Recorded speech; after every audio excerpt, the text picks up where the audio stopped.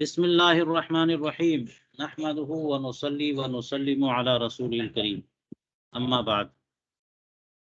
علامہ علاء الدین حسکفی فرماتے ہیں سنن کے بیان میں، سنن وضو کے بیان میں، کہ پورے سر کا مسح ایک بار کرنا سنت ہے، مستوعبتاً، جبکہ بالاستیعاب ہو، پورے سر کا مسح بالاستیعاب، کوئی حصہ باقی نہ رہے، اوپری حصہ۔ تو اگر استیعاب مسح راس ترک کر دے وداوم علیہ، اور اس ترک پر مداومت کرے تو گناہ گار ہوگا۔ وَأُذُنَیہِ، دونوں کانوں کا بھی مسح، معاً کا مطلب ہوتا ہے کہ سر کے ساتھ ہی، کیونکہ حضور کریم علیہ الصلوۃ والسلام نے ارشاد فرمایا الاذنان من الرأس، دونوں کان سر کا ہی حصہ ہیں۔ اس کا مطلب یہ ہوا کہ اللہ تبارک و تعالیٰ نے وَامْسَحُوا بِرُءُوسِکُم جو فرمایا ہے، کان بھی اس میں داخل ہیں، یعنی ممسوحات میں کان بھی ہیں، تو کانوں کا بھی مسح ہونا چاہیے معاً اسی کے ساتھ۔ اس سے یہ بھی مطلب نکلا کہ اس کے لیے نئے پانی لینے کی ضرورت نہیں ہے، اسی لیے فرمایا ولو بماء، اگرچہ سر کے پانی سے ہی ہو، سر کے یعنی جس پانی سے، جو تری ہاتھوں میں موجود ہے جس کو سر کے مسح میں استعمال کر رہے ہیں، اسی تری کو استعمال کر سکتے ہیں کانوں کے مسح میں بھی۔ چلیے، ولو، یہ وصلیہ جو فرمایا، اس انداز سے جو یہ اسلوب ہے ان کا، اس سے علامہ شامی اور کچھ لوگ اس سے مطلب نکالتے ہیں کہ اس کا مطلب یہ ہوا کہ پانی، نیا پانی لینا یہ بہتر ہے۔ تو یہ کہ بطور تنزل کہا نا کہ دونوں کانوں کا مسح بھی سر کے ساتھ ہی ہو، اگرچہ اسی پانی سے ہو۔ یہ تو تنزل ہوتا ہے کہ اگرچہ اسی پانی سے ہو، اس سے اشارہ یہ ہے کہ نیا پانی ہو تو بہتر ہے، لیکن اگر اسی پانی سے کر لیں تو یہ بھی کافی ہے۔ اس پہ گفتگو آئے گی علامہ شامی کی مختلف عبارتوں کے حوالے سے، وہ بحث جو ہے نا قابل دید ہے۔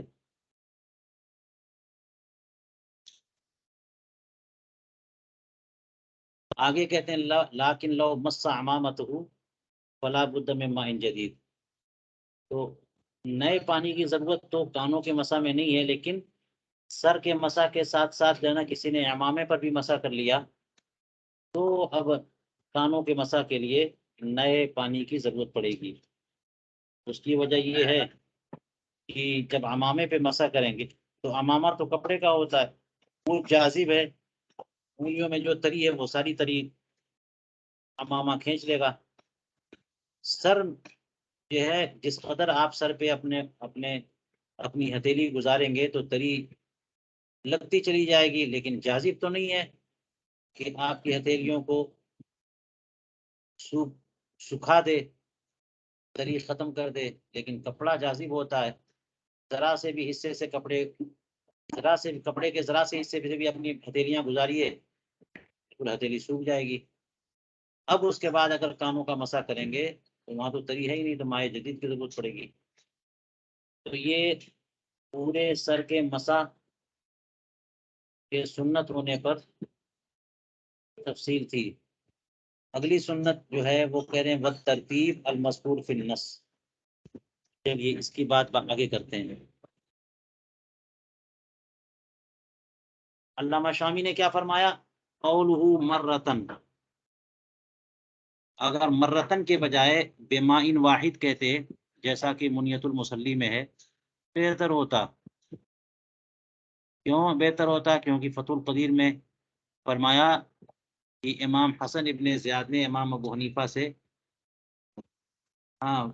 روایت فرمایا ہے اذا مسح ثلاثا بماء واحد، تو ان کی مطابقت ہو جاتی نا، 3 بار ایک ہی پانی سے،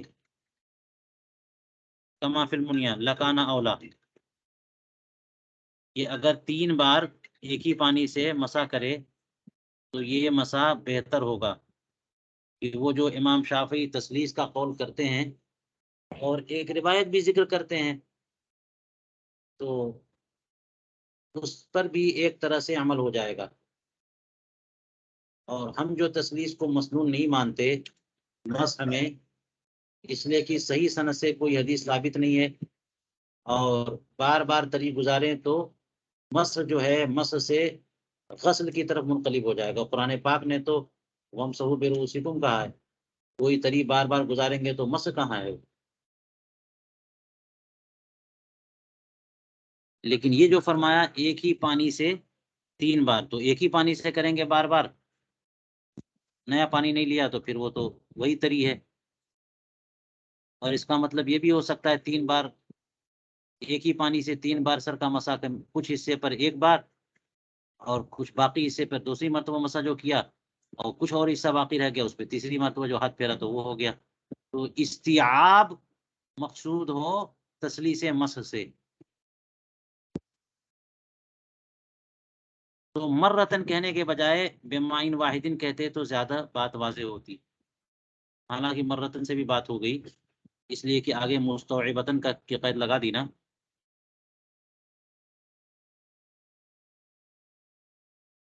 اچھا یہ بات دیکھیے فتح القدیر میں بھی ہے کہ رب الحسن عن ابی حنیفہ فی المجرد اذا مسح ثلاثا بماء واحد کان مسنونا، یہ دیکھیے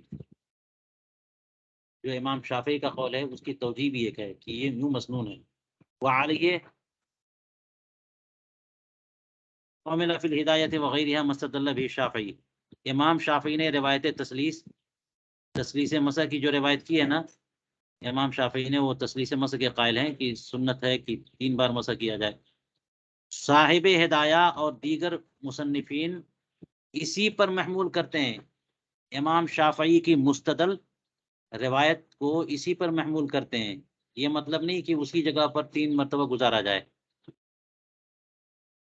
نیا پانی لے کر کے، بلکہ مطلب یہ ہے کہ ایک ہی بار پانی لیا اور سر کو 3 بار سر پہ جو ہے نا وہ ہاتھ پھیر لیا۔ جمع بین الاحادیث، احادیث کے درمیان جمع و توفیق اور تطبیق کے طور پہ، کیونکہ عام طور پر جو مشہور روایتیں اس میں تو سر کے ایک بار سر کے مسح کا تذکرہ ہے۔ چلیے دفع دخل مقدر، ان الماء یصیر مستعملا بالمرۃ الاولى فکیف یسن التکرار، ایک بار اگر کوئی پانی یعنی سے تر ہاتھ کو پھیر لے گا سر پہ تو پانی تو مستعمل ہو جاتا ہے، پھر اسی کو پھیرے گا تو مستعمل ہاتھ کو پھیرا جا رہا ہے، تو یہ سنت ہے۔ مائع مستعمل استعمال کرنا سنت کیسے، وہ تو مکروہ ہے۔ یہ ایک سوال ہو گیا۔ لما فی شرح المنیہ من انہم اتفقوا علی ان الماء، تو لا یقال، وجہ بتا رہے ہیں کیوں نہ یہ کہا جائے، اس کی توجیہ یہ جواب ہو گیا۔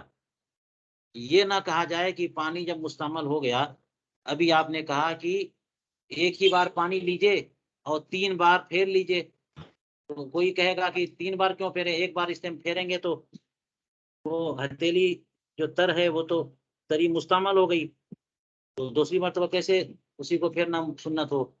جواب یہ ہے کہ یہ تو دیکھیے عام کتابوں میں ہے اور شرح منیہ میں بھی ہے کہ فقہائے حنفیہ کا اس بات پر اتفاق ہے کہ جب تک تری پانی عضو پر موجود ہے تب تک استعمال کا حکم نہیں دیتے ہیں، یہ حکم نہیں لگایا جاتا کہ وہ پانی مستعمل ہو گیا، ما دام فی العضو لا یکون مستعملا، بدن سے انفصال کے بعد نہ پانی مستعمل ہوتا ہے۔ یہ اختلاف ضرور ہے کہ جو ہی عضو سے پانی جدا ہوگا مستعمل ہو جائے گا، یا زمین پر گر کر کے مستقر ہو جائے گا تب پانی مستعمل ہوگا، لیکن اس پر کوئی معاملہ نہیں ہے کہ جب تک پانی عضو پر بہہ رہا ہے مستعمل نہیں ہے، عضو سے لگا ہوا ہے پانی مستعمل نہیں ہے۔ چلیے یہ سوال جو آپ ختم ہو گیا۔ مصنف نے مستوعبن کہا تھا، مستوعبتن، ھذا سنت، یہ پورے سر کا مسا سنت ہے، کما جزم به فی الفتح، ثم نقل عن القنیہ انه اذا داوم،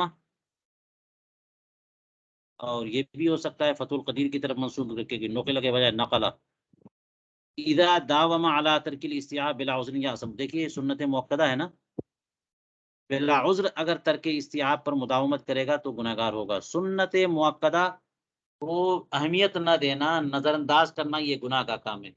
عذر کی وجہ سے چھوڑا یا بس یوں ہی کبھی چھوڑ دیا تو اس کو نہیں کہا جاتا کہ آپ نے اس کو ہلکا سمجھا یا نظر انداز کیا، لیکن کوئی کسی پر مداومت کرے، عادت بنا لے چھوڑنے کی، کوئی وجہ بھی نہیں ہے، عذر بھی نہیں ہے، تو یہ گناہ کا کام ہے۔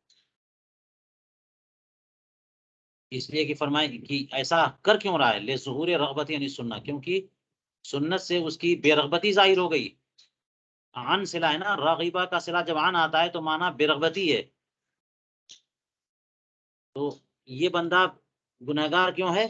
اس لیے کہ حدیث پاک کو نظر انداز کر رہا ہے، اور یہ بار بار ایسا ہی کر رہا ہے، اس کا مطلب یہ ہوا حدیث پاک سے، رسول کریم علیہ الصلوۃ والسلام کی سنت کریمہ سے بے رغبتی ظاہر ہو گئی اس کی۔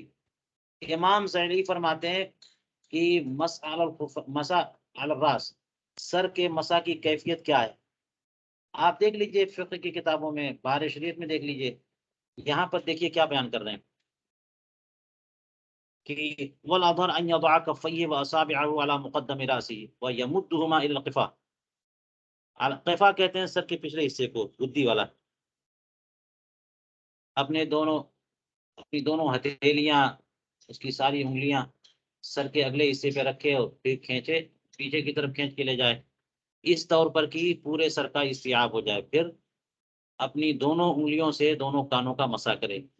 جی یہ ہو گیا مسح کا طریقہ یہاں تک۔ وما قیلا، کہتے ہیں کہ مسبحتین یعنی شہادت کی دونوں انگلیوں کو اور انگوٹھوں کو، دونوں انگوٹھوں کو سر پہ لگائے گا نہیں، تینوں انگلیاں لگا دے گا اور ہتھیلی لگا دے گا، لیکن یہ دونوں انگلیاں جو انگوٹھا اور سر پہ دونوں انگوٹھے اور دونوں شہادت کی دونوں انگلیاں، اس کو نہیں لگائے گا، باقی رکھے گا، کیوں؟ تاکہ لیمسح بہما الاذنین،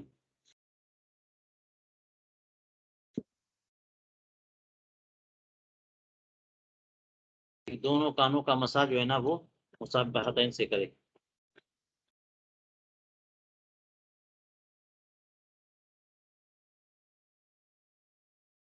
تو کانوں کا جو ظاہر حصہ ہے جو دکھتا ہے وہ شہادت کی انگلیوں سے، اور جو پچھلا حصہ ہے وہ جو ہے وہ انگوٹھوں سے، اور اسی طرح سے کفین کا بھی کچھ حصہ باقی رکھے گا، لیمسح بہما جانبی الراس، سر کے دونوں طرف کو مسح کرنے کے لیے۔ خشیت الاستعمال، یہ کیوں جدا رکھے گا؟ تاکہ اگر وہیں پہ استعمال کر لیا، پورا سر پوری ساری انگلیاں بچھا کے رکھا، پوری ہتھیلی بچھا کے رکھا سر پہ، تو ساری انگلیاں اور پورا حصہ جو ہے نا وہ مستعمل ہو جائے گا، تو استعمال سے بچنے کی نیت سے یہ جو فرمایا وما قیلا، یہ مبتدا ہے، اس کے جواب میں فرمایا فقال فی الفتح لا اصل له فی السنہ، اسی کے بارے میں جو یہ قول کیا گیا ہے کہ مسح کرتے ہوئے ہتھیلی کا کچھ حصہ بچا کے رکھیے اور انگوٹھا اور دونوں شہادت کی انگلیاں بچا کے رکھیے، سنت میں کوئی اس کے اثر نہیں ہے، کیونکہ استعمال آپ اگر رکھ بھی دیں گے تو یہ تھوڑی کہ وہ تری مستعمل ہو جائے گی، مستعمل تو ہوتی ہے جب بدن سے جدا ہو، قبل انفصال استعمال کا حکم ثابت نہیں ہوتا، اور دونوں کان تو سر کا حصہ ہیں تو اسی کے ساتھ مسح کریں گے۔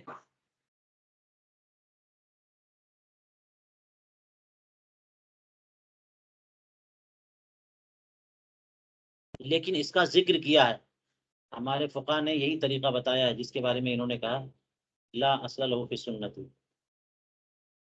تنبیہ، لو مسح ثلاثا بمیاہ قیل یکرہ، بات یہ ہو گئی کہ 3 بار مسح تو ایک بار کرنا ہے، لیکن اگر کوئی ایک ہی بار پانی لے کر کے 3 بار مسح کرے تو وہ بھی کہا کہ بہتر ہے یہ، اس کی بھی صورت ہے، بلکہ ایک قول یہ ہے کہ وہ مسنون ہے، کیونکہ وہ استیعاب کے لیے۔ اب یہاں پر یہ کہ بار بار پانی لے کر کے 3 بار کوئی مسح کرے تو 3 بار پانی لے کر کے 3 بار مسح کرے، یہ سنت ہے، جائز ہے، مکروہ ہے، کیا ہے؟ قیل یکرہ، وقیل انہ بدعۃ، وقیل لا باس بہ، حرج نہیں ہے، بس یہ کہیے کہ سنت نہیں ہے، لا باس بہ، حرج نہیں ہے۔ وفی الخانیہ لا یکرہ ولا یکن سنتا ولا ادبا، مکروہ تو نہیں ہے اور سنت بھی نہیں ہے، مستحب بھی نہیں ہے۔ قال فی البحر وهو الاولی، یہ جو خانیہ والا قول ہے یہ بہتر ہے کہ سنت نہیں ہے، سنت ہونے کے لیے حدیث کا ثابت ہونا ضروری ہے، اور یہی معاملہ مستحب ہونے کے لیے، لیکن مکروہ ہونے کے لیے بھی دلیل چاہیے۔ حضور کریم علیہ السلام نے کیا نہیں، ایسا کرتے نہیں تھے، اس کا مطلب یہ تھوڑی ہے کہ وہ چیز مکروہ ہو جائے۔ اذ لا دلیل علی الکراہۃ، تو جن لوگوں نے مکروہ قرار دیا ان پر کوئی دلیل نہیں ہے۔ قلت، علامہ شامی فرماتے ہیں کہ لیکن استوجہ فی شرح المنیۃ القول بالکراہۃ، شرح منیہ نے کراہت کے قول کی وجہ بیان فرمائی ہے جی، اور فرماتے ہیں علامہ شامی کہ میں نے اس کی تائیدی عبارتیں بھی ذکر کی ہیں۔ شرح منیہ نے جو کہا کہ یہ مکروہ ہے، کیوں مکروہ ہے، اور اس کی تائید میں کئی عبارتیں میں نے اپنی کتاب منحۃ الخالق، جو البحر الرائق کا حاشیہ لکھا ہے علامہ شامی نے، اس میں منحۃ الخالق میں دیکھیے کیا کہہ رہے، فیما علقت علی البحر، جو میں نے تعلیق لکھی ہے بحر الرائق پہ، اس میں نے تائیدی عبارتیں ذکر کر دی ہیں، آپ دیکھو راجع ہو۔ وسیأتی فی المتن عدہ تم من المنہیات، اور آگے بھی دیکھیے کئی منہیات کا ذکر آئے گا اسی متن میں، تو وہ بھی وجہ ہے کہ تکرار مذہب جو ہے نا منع ہے، اس لیے کم سے کم کراہت تو ہو۔ صاحب البحر نے کہہ دیا کہ کراہت پہ کوئی دلیل نہیں ہے، علامہ شامی نے منحۃ الخالق میں ذکر کیا۔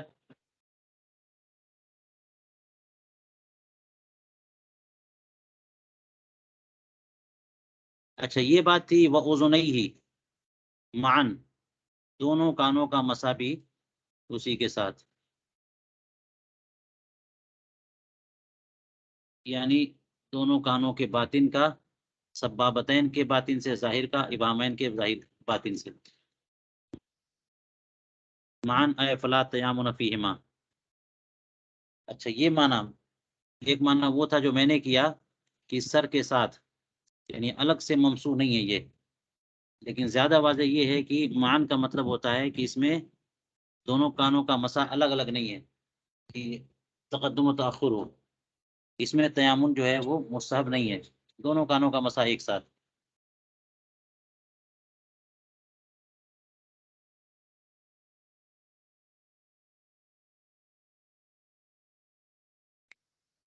ولو بمائہ، سر کے مسح، سر کے پانی سے ہی، یعنی سر کے مسح کے لیے جو پانی استعمال کیا اسی مسح سے، اسی پانی سے۔ خلاصۃ الفتاوی میں فرمایا لو اخذ للاذنین ماء جدیدا فهو حسن، نیا پانی لے لیا تو بہتر ہے۔ اور یہ جو ہے نا امام ابو حنیفہ کی ایک روایت کے طور پر ملا مسکین نے ذکر کیا، تو نیا پانی لینا بہتر ہے۔ یہ علامہ علاء الدین حسکفی کا جو اسلوب ہے اس سے بھی اشارہ اسی طرف ملتا ہے، یہ ولو بما ہی کہا، انہوں نے اس انداز سے کہا کہ بطور تنزل یہ عبارت لگتی ہے کہ اگرچہ سر کے مسح کے لیے جو پانی استعمال ہوا تھا اسی پانی اسی طریقے سے کانوں کا مسح ہو، مگر یہ مسح کرنا سنت ہے۔ اس کا مطلب یہ ہوا کہ نئے پانی سے مسح کیا جائے تو یہ بہتر ہے۔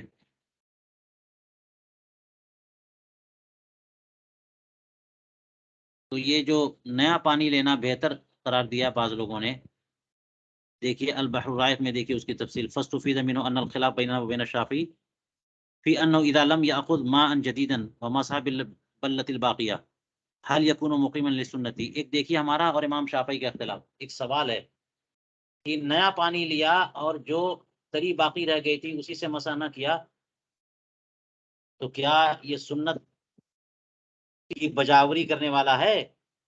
تو ہمارے یہاں ہے کہ ہاں، نیا پانی نہ لیا تو اور جو تری باقی ہے اسی کو استعمال کر لیا تو امام شافعی کے نزدیک یہ سنت کا ترک ہے. ہمارے یہاں یہ سنت پر عمل ہے. سر کا مسح جو ہے نا وہ بالاستیعاب کرنا ہے اور کانوں کا بھی مسح کرنا ہے. تو کسی نے ایک ہی بار پانی لیا اور پورا سر کا مسح کیا، کانوں کا مسح کیا، نیا پانی نہیں لیا بار بار، تو وہ مقیم سنت ہوا. امام شافعی کے نزدیک مقیم سنت نہیں ہوا. اما لو اخذ ماء جدیدا مع بقاء البلہ، رہی یہ صورت کی ٹھیک ہے تری تو موجود ہے لیکن پھر بھی نیا پانی اس نے لے لیا، تو تب تو بالاتفاق جب نئے پانی نہ لینے کی صورت میں بھی حنفیہ مان رہے ہیں کہ سنت کی بجاوری ہو گئی تو نیا پانی لے گا تو بدرجہ اولا. اس میں تو شافعیہ اور حنفیہ کا اتفاق ہو گیا. وہ اقروا فی النہر. اس پر علامہ شامی کیا فرما رہے ہیں دیکھیے.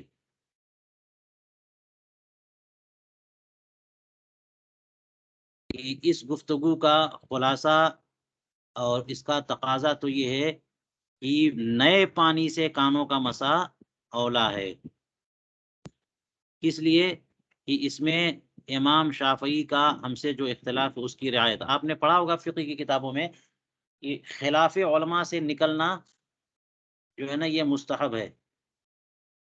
اس کا مطلب کیا ہوا کہ امام شافعی کوئی ایسا قول فرما رہے ہیں کہ اگر اس کی رعایت نہ ہو تو ان کے نزدیک ہمارا وضو نہیں ہوگا، اگرچہ حنفیہ کے نزدیک ہو جائے گا.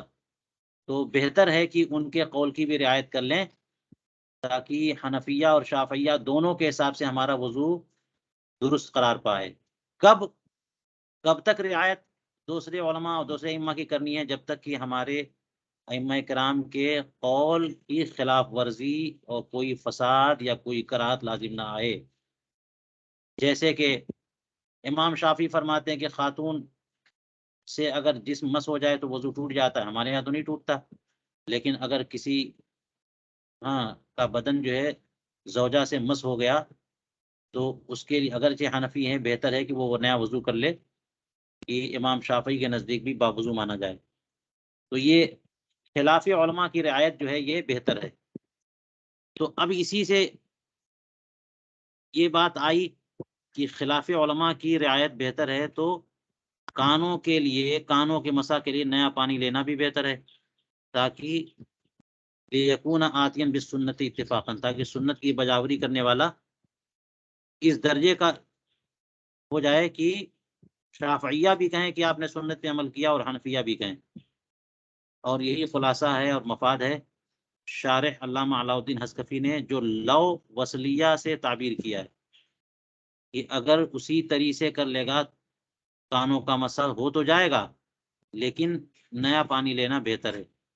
علامہ شرم بلالی اور صاحب برہان کی اتباع میں.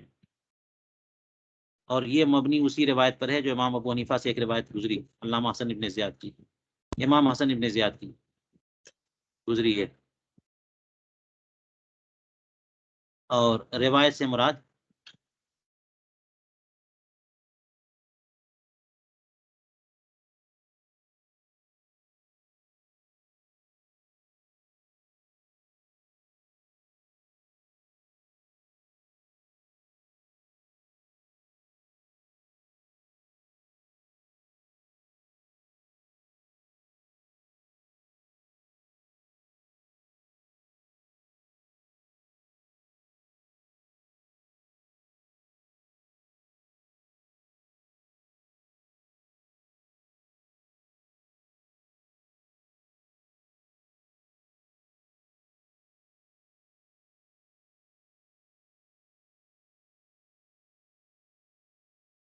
روایت سے مراد وہ حدیث پاک بھی ہو سکتی ہے، اس میں تسلیث مسح کا بیان ہے. چلیے، لیکن تقید و سائر المتون بقولہم بمائہ یفید خلاف ذالک. اب دیکھیے علامہ شامی یہاں پہ کیا کہہ رہے ہیں کہ ابھی جو باتیں ان حضرات نے کہی ہیں اس سے تو اندازہ یہ ہوتا ہے کہ نیا پانی لینا بہتر ہے، لیکن تمام متون و شروع کا جو اتباق ہے اور سب نے مل کر کے یہ قید لگائی ہے بمائہی، تو یہ قید تو قید اعتراضی ہے نا، اصل تو قید کا اعتراضی ہونا ہے جی۔ تو تمام متون نے جو یہ قید لگائی ہے بمائہی، یہ قید جو ہے یہ اس کے خلاف کا افادہ کرتی ہے کہ آپ لوگوں نے یہ کہا کہ نیا پانی لینا بہتر ہے، یہ قید یہ بتاتی ہے کہ نیا پانی نہ لینا بہتر ہے، اسی پانی سے اسی طریقے سے کانوں کا مسح کرنا بہتر ہے۔ یہی حال شراح ہدایہ کے بیان کا بھی ہے کہ سب نے یہی تقریر کی ہے، اور حضور کریم علیہ الصلوۃ والسلام سے استدلال بھی ان کا ایسا ہی ہے، حضور کریم علیہ الصلوۃ والسلام کے فعل سے، واستدلال بفعل علیہ الصلوۃ والسلام۔ تو شراح ہدایہ کی تقریر بھی یہی ہے، تمام متون نے یہ قید بھی لگائی ہے، حضور کریم علیہ الصلوۃ والسلام کے فعل مقدس سے استدلال بھی اسی پر ہے، انه اخذ غرفة فمسح براسه واذنيه، اس میں ذکر ہی نہیں ہے کہ دوبارہ پانی لیا انہوں نے، نیا پانی لیا۔ دیکھیے انه اخذ غرفة، ایک چلو پانی لیا اور سر کا اور کانوں کا مسح، کہاں اس میں لکھا ہے کہ کانوں کے لیے نیا پانی لیا؟ اور یہ بھی فرمایا کہ کان جو ہے وہ سر کا حصہ ہے۔ یوں ہی ہمارے فقہا نے اس روایت کا جواب دیا، جو روایت یہ ہے کہ حضور کریم علیہ الصلوۃ والسلام نے دونوں کانوں کے لیے نیا پانی لیا، دونوں کانوں کے مسح کے لیے نیا پانی لیا ایک روایت میں، اس روایت کا جواب ہمارے فقہا کی طرف سے یہی ہے کہ حضور کریم علیہ الصلوۃ والسلام نے جو یہ نیا پانی لیا ایک روایت میں ہے، ممکن ہے کہ سر کا مسح کرتے کرتے ہتھیلیوں کی تری ختم ہو گئی تھی، تو اب تری بالکل نہیں بچی ہے ہتھیلیوں پر، گرمی کا زمانہ ہو، حبس کی کیفیت ہو، دھوپ ہو، تو تری تو بہت تیز اڑے گی، تو اب ہتھیلیوں میں تری بچی نہیں، تو سوکھی ہتھیلی سے سوکھی انگلیوں سے کانوں کا مسح کریں گے، تو فنائے بلہ کی بنیاد پر آپ نے نیا پانی لیا، نہ یہ کہ وہ تری موجود تھی۔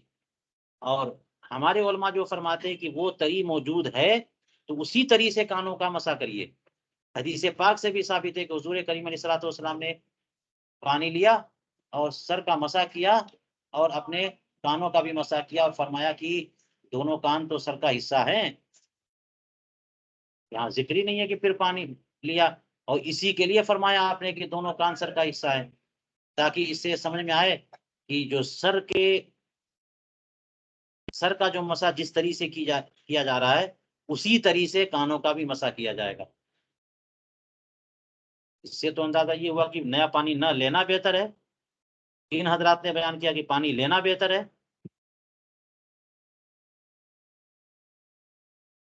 تو جو مشہور حدیث پاک ہے وہ یہ ہے کہ حضور کریم علیہ السلام نے بس ایک ہی بار پانی لیا، اور یہ جو ایک روایت آ گئی کہ دوبارہ بھی پانی لیا آپ نے، اس کا جواب انہی لوگوں نے یہ دیا کہ فنائے بلہ کی بنیاد پر لیا، یجب حملہ علی انہ لفناء البلہ قبل الاستیعاب، استیعاب مسحرات سے پہلے پہلے جو تری ختم ہو گئی اس پر محمول کریے آپ، کہ اس لیے کانوں کے مسح کے لیے پھر سرکار نے نیا پانی لیا، تاکہ حدیثوں میں تطبیق ہو جائے، کیونکہ اگر آپ اسی کو اصل مان لیں کہ حضور کریم علیہ الصلوۃ والسلام اپنے کانوں کے مسح کے لیے نیا پانی لیتے تھے، تو اس حدیث پاک پر تو سوال آ جائے گا نا، جو زیادہ مشہور حدیث پاک ہے ترمذی وغیرہ کی تخریج میں، کہ حضور نے ایک بار پانی لیا بس، اب کیا بولیں گے؟ ولو كان اخذ الماء مع الجديد مقيما للسنه لما احتج الى ذلك، اگر نیا پانی سنت کی انجام دہی اور اس پر عمل کرنے کے لیے نیا پانی لینا ہوتا تو لما احتج الى ذلك، فقہائے کرام کو یہ جواب دینا اور اس پر محمول کرنے کی کوئی ضرورت نہیں تھی۔ الا ذلک الحمل، کوئی ضرورت نہیں تھی. اس سے انداز ہوا کہ نیا پانی نہ لینا بہتر ہے. معراج الدرایا میں خبازیہ کے حوالے سے، خبازیہ دیکھنا چاہیے کون سی کتاب ہے. فرماتے ہیں ولا یسن تجدید الماء فی کل بعض من ابعاد الراس. یہ دیکھیے سر کا مسح آپ کر رہے ہیں تو جتنے بھی حصے ہیں سر کے، اس کے کسی حصے کے لیے نیا پانی لینا مسنون نہیں ہے. بس ایک بار پانی لیا پورے سر کا مسح کر لیے. اور کان بھی تو سر کا حصہ ہیں، فلا یسن فی الاذنین، تو نیا پانی دونوں کانوں کے لینا بھی مسنون نہیں ہے. بل اولا، بلکہ بدرجہ اولا، کیونکہ یہ سر جو ہے، کان جو ہے سر کے تابع ہیں. لیجیے حلیہ میں ہے السنت عندنا وعند احمد ان یکون بماء الراس. سنت فرمایا، یہ دیکھیے سر کے پانی اور سر کی تری سے ہی کانوں کا مسح کریے. خلافا لمالک والشافعی واحمد فی روایت. امام مالک اور امام شافعی دونوں اس کے برخلاف گئے ہیں. یہ لوگ نئے پانی کی بات کرتے ہیں. ہمارے یہاں سنت یہ ہے کہ سر کے لیے جو تری استعمال ہوئی اسی تری کو استعمال کریے کانوں کے لیے بھی. فتاوی طاہرخانیہ میں من السنت مسحهما بماء الراس. کتنی عبارتیں آ گئیں؟ سر کی تری سے، سر کے پانی سے.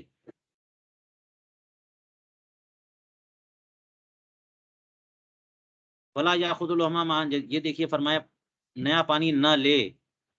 کوئی بات ہی نہیں تھی تو پھر کیوں کہہ رہے نیا پانی نہ لے؟ کوئی کراہت ہی نہیں ہے. تو یوں ہی ہدایہ میں اور بدائے میں بھی ہے کہ سنت کیا ہے، سر کے پانی سے ہی کانوں کا مسح سنت ہے. عنایہ میں ہے کہ اے لا بماء جدید، نئے پانی سے نہیں.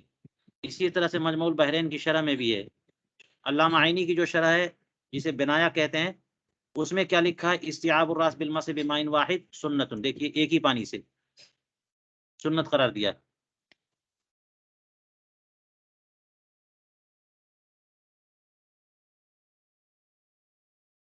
اور چونکہ دونوں کانوں کو سر کا حصہ قرار دیا گیا ہے، لہذا استیعاب مسح راس مکمل نہیں ہوگا جب تک کہ دونوں کانوں کا مسح نہ کر لیں آپ. کما فی الحدیث المار. درر کی جو شرح شیخ اسماعیل کی ہے اس میں فرمایا ولو افریدا بالمسح بماء جدید، اگر نئے پانی سے الگ سے ان دونوں کانوں کا مسح کیا جائے جیسا کہ امام شافعی فرماتے، تو یہ دونوں ممسوح بالاصل ہو جائیں گے الگ سے. حالانکہ یہ سر کا حصہ ہے. اللہ تعالیٰ نے قرآن پاک میں سر کو مسح کرنے کو فرمایا. یہ تابع ہے تو اسی کے ساتھ کر لو آپ، اس کو اصل بنانا جائز نہیں ہے. فقط ظہر لک ان ما مشى علیہ الشارع مخالف للروایت المشہورہ. اتنی عبارتوں سے بات یہ سامنے آئی کہ جو اسلوب شارع سے بات سمجھ میں آ رہی ہے وہ روایت مشہورہ کے خلاف ہے. حالانکہ شارع نے صراحت نہیں کی. شارع سے مراد علامہ علاء الدین حصکفی نے یہاں پر جو ہے در مختار میں کچھ نہیں کہا صراحتاً. انہوں نے تو یہ کہا کہ دونوں کانوں کا مسح کرنا ہے اگرچہ اسی پانی سے. یہ کہاں کہا کہ نیا پانی لینا جو ہے وہ بہتر ہے. لیکن چونکہ ان کے اسلوب سے اندازہ ہوتا ہے کہ نیا پانی لینا بہتر ہونے کی طرف اشارہ دے رہے ہیں. اس ولو وصلیہ کی بنیاد پر بطور تنزل جو کہا انہوں نے، اس سے اندازہ ہوتا ہے کہ نئے پانی کے لینے کی بہتری کی طرف اشارہ ہے ان کا. اس جہت سے یہ عبارت ان کی یا یہ اسلوب متون کے خلاف، مشہور روایت کے خلاف.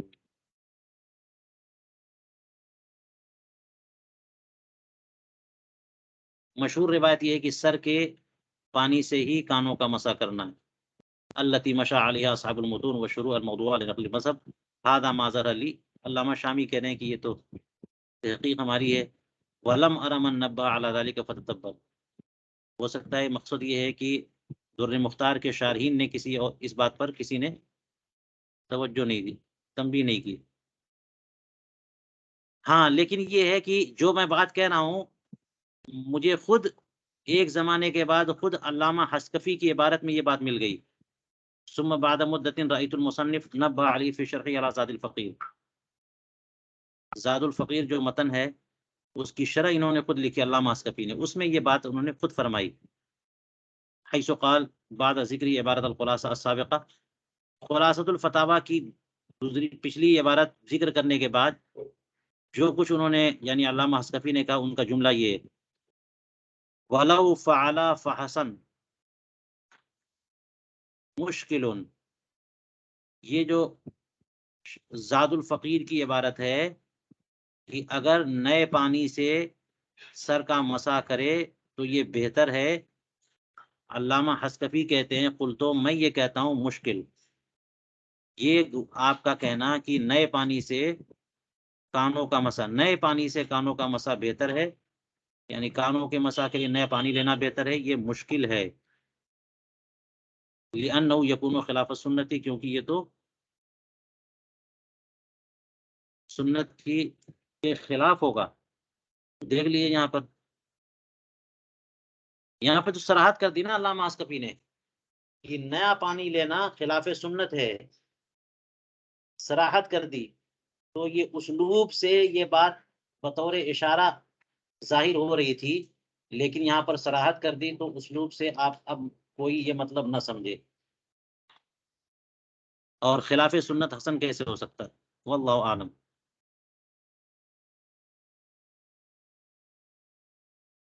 لیکن لو مس امامته فلا بد من، اگر امامہ چھو دیا ہے تو نیا پانی لینا ہوگا، ذکروا فی شیء من ولعلہ محمول علی ما اذا انعدمت البلۃ بمثل، یہ تو محمول اسی پہ ہوگا ہی کہ امامہ ٹچ کرنے سے تری جو ہے وہ ختم ہو گئی تو نیا پانی لینا ہوگا۔ وَإِذَنْ قَالَ فِي الْفَتْحِ وَإِذَنْ عَدَمَتِ الْبَلَّةُ لَمْ يَكُنْ بُدٌّ مِّنَ الْأَخْذِ، لینا تو پڑے گا جب تری معدوم ہو گئی۔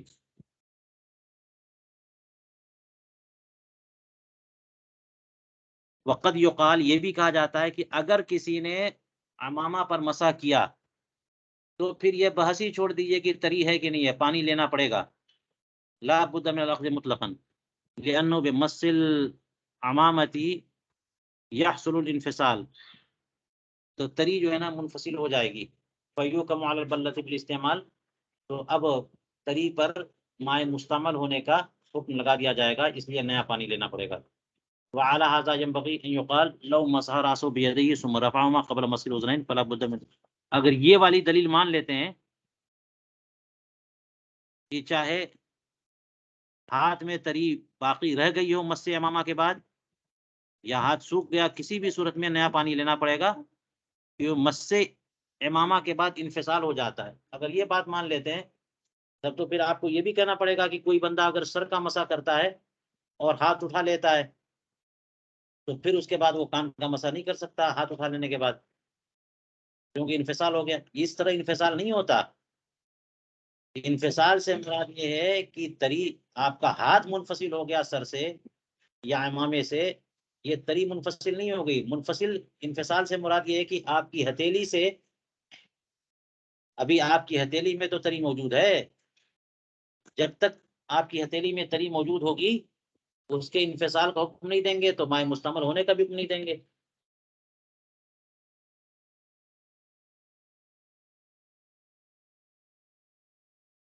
وہی کہہ رہے ہیں، یہ اگر بات رکھی جائے تو پھر یہ بھی کہنا چاہیے کہ لو مسح رأسه بیدیہ، اگر اپنے دونوں ہاتھوں سے اپنے سر کا مسح کرے اور دونوں ہاتھوں کو اٹھا لے اذنین کے مسح کرنے سے پہلے، تو نیا پانی لینا پڑے گا، کیونکہ ہاتھ تو سر سے جدا ہو گیا تو پانی مستعمل ہو گیا، یہ بات مناسب نہیں ہے۔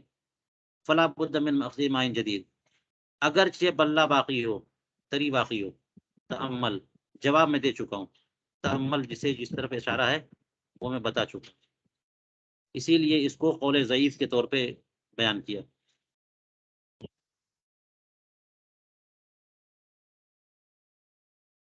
ترتیب المذکور، اگلی سنت کیا ہے؟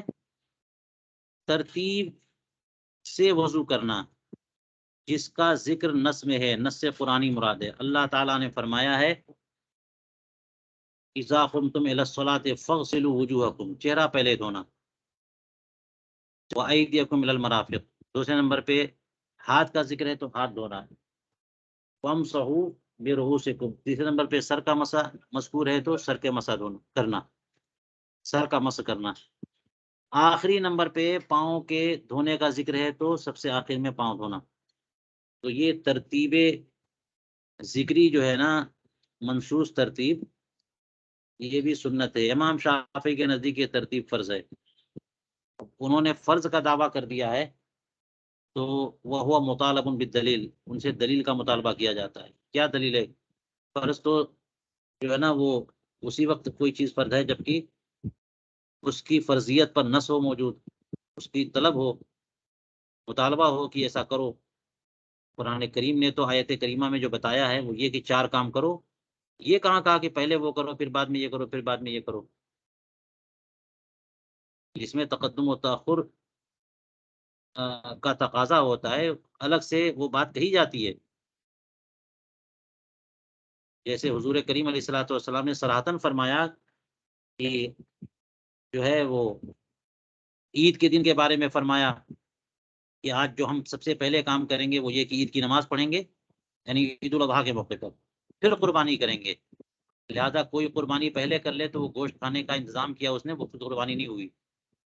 تبھی تو حضرت بردہ ابن نیار کھڑے ہو گئے، کہنے لگے یا رسول اللہ، میں نے اپنے جانور کو قربان پہلے کر دیا، اب کیا کروں؟ فرمایا دوبارہ کرو۔ تو صراحتاً فرمایا جاتا ہے نص میں کہ یہ کام پہلے یہ کام بعد میں۔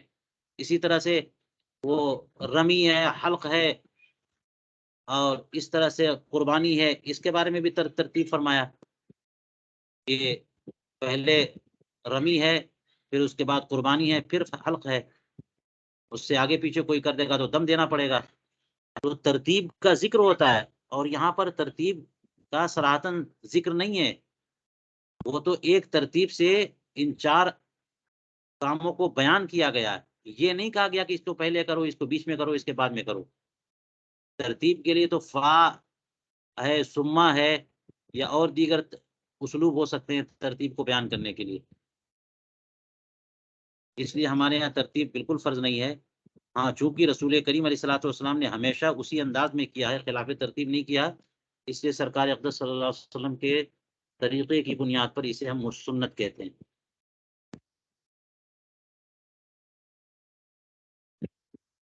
المذکور فی النص، نص میں جو مذکور ہے، اور یہاں پر شارح کہتے ہیں، موشی کہتے ہیں الترتیب الذکری فی آیت الوضو، آیت وضو میں جس ترتیب کا ذکر ہے نا، کہ پہلے چہرہ دھونے کا ذکر ہے، پھر ہاتھ دھونے کا، پھر سر کا، پھر اس کے بعد پاؤں کا۔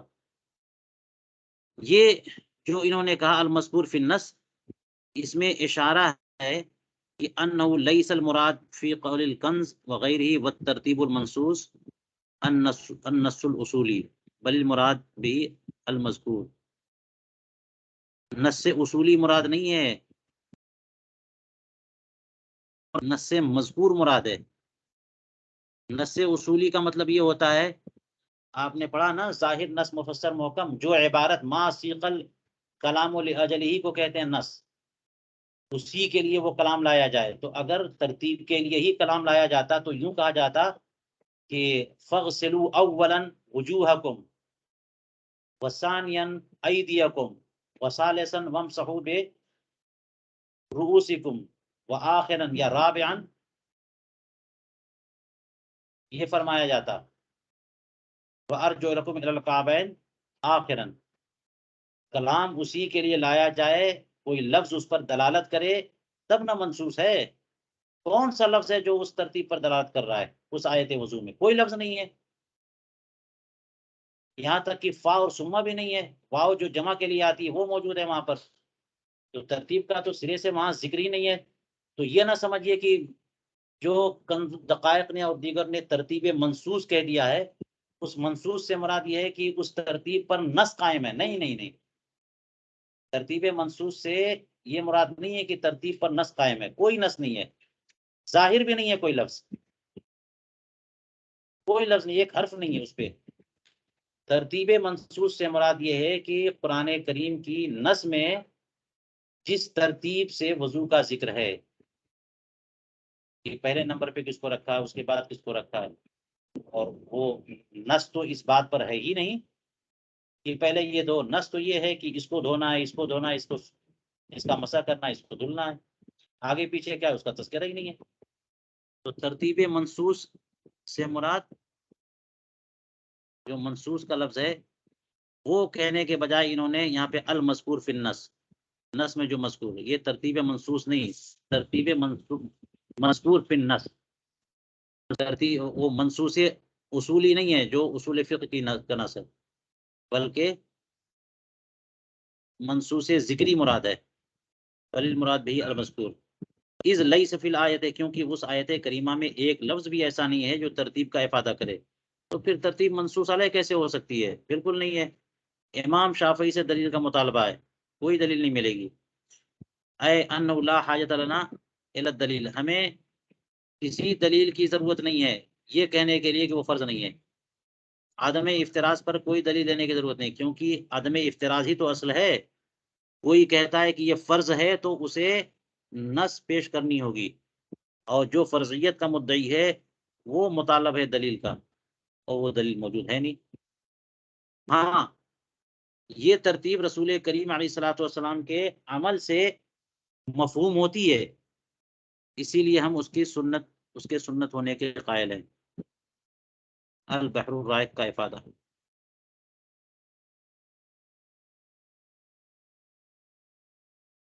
چلیے